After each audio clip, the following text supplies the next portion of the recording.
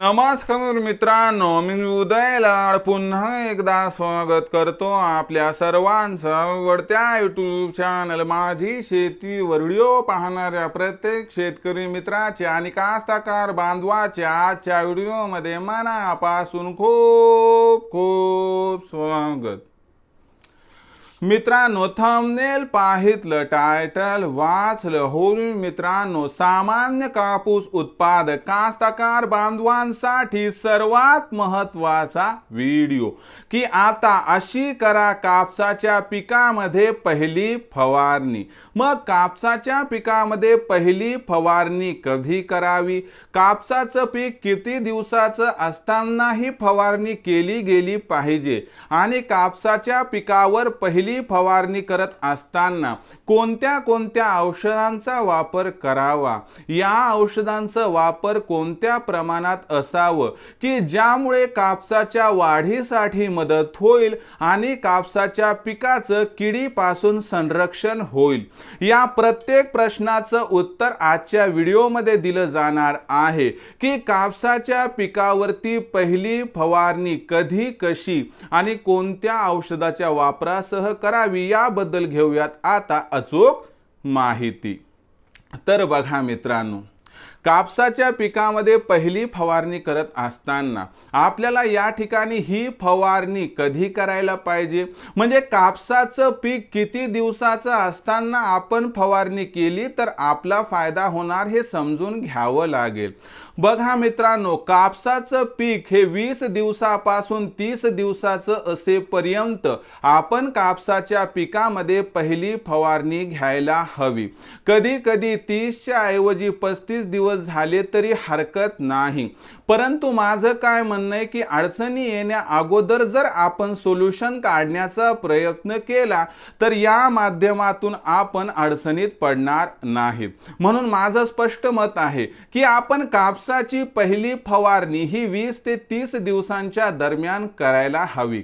मग कापसाची पहिली फवारणी करत असताना आपण कोणत्या औषधांचा वापर करावा, तर लक्षात घ्या मित्रांनो, कापसाच्या पिकामध्ये पहिल्या 30 दिवसांचा विचार केला तर रसशोषक किडीचा प्रादुर्भाव काही प्रमाणात दिसून येतो। याच्यामध्ये मावा, तुडतुडे यांचा प्रादुर्भाव व इतर रसशोषक किडीचा प्रादुर्भाव होण्याची या ठिकाणी दाट शक्यता असते। मग यांचं आपल्याला नियंत्रण करायचं असेल तर या ठिकाणी आपल्याला रसशोषक किडीचं नियंत्रण करणाऱ्या औषधाचा वापर करायचा आहे। पण प्रादुर्भाव हा काही खूप मोठ्या प्रमाणात नसतो, म्हणून जे औषध वापरायचं आहे ते फार महागडं असायला नको। मग तुम्हाला स्वस्ताची पण क्वालिटीची औषधं कोणते ते सांगतो। तर बघा मित्रांनो, या ठिकाणी बायर कंपनीचं कॉन्फिडर हे औषध आपण वापरू शकतात। 15 ते 20 लिटरच्या पंपासाठी 10 ml चा वापर आपण इथं करू शकतात। दुसरी गोष्ट, आपण सिजेंटाचं ॲक्ट्रा हे पण वापरू शकतात। याचं प्रमाण 15 ते 20 लिटरच्या पंपाला 5 ग्रॅम आहे। बाकी मग इतर कंपन्यांची औषधं सुद्धा मार्केटमध्ये आहेत। मी कोणत्या कंपनीची इथं प्रसिद्धी अथवा पब्लिसिटी करत नाही। तुम्ही स्वस्तात मस्त असणाऱ्या क्वालिटीच्या कंपनीच्या औषधांचा वापर करावा की ज्यामुळे औषध फवारल्यानंतर आपल्याला या ठिकाणी 100% रिझल्ट मिळू शकेल। आता हे झालं मित्रांनो कीड नियंत्रणाबाबतीत। आता दुसरी महत्त्वाची गोष्ट आहे की कापसाच्या पिकाची वाढ।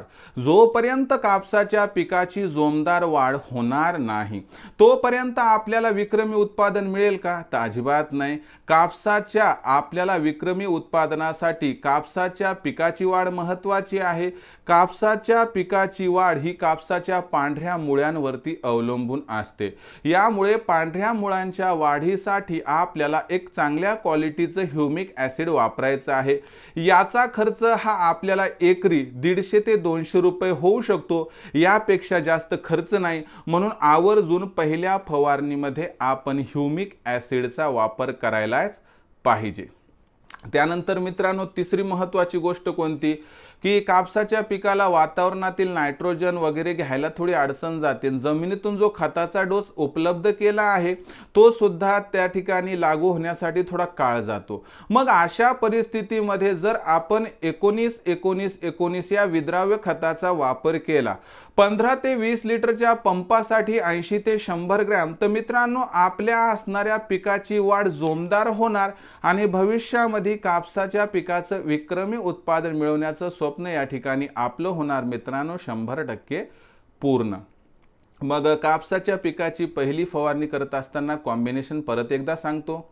एक चांगल्या कंपनीचं कीड नियंत्रण करणारं औषध जसं की बायरचं कॉन्फिडर अथवा सिजेंटा कंपनीचं ॲक्ट्रा। त्यानंतर पांढऱ्या मुळीच्या वाढीसाठी एक चांगल्या क्वालिटीचं ह्युमिक ॲसिड आणि तिसरी गोष्ट 19-19-19 या विद्राव्य खताचा वापर। या 3 याचं कॉम्बिनेशन जर आपण वापरलं तर मला वाटतंय की 20 ते 30 दिवसांमधली ही आपली पहिली फवारणी 100% सक्सेसफुल होणार, ज्यामुळे यावर्षीच्या विक्रमी उत्पादनाचं पहिलं पाऊल आपल्याकडे टाकलं जाणार। या पद्धतीनं नियोजन केलं तर मला वाटते भविष्यात काही अडचणी संभवणार नाहीत।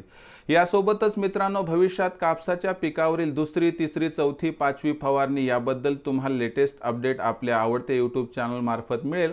शिवाय कापसाच्या पिकाला खताचा दुसरा डोस, तिसरा डोस याही गोष्टी अपडेटेड स्वरूपात मिळत राहतील। त्यासाठी पाहत रहा आवडतं यूट्यूब चॅनल माझी शेती।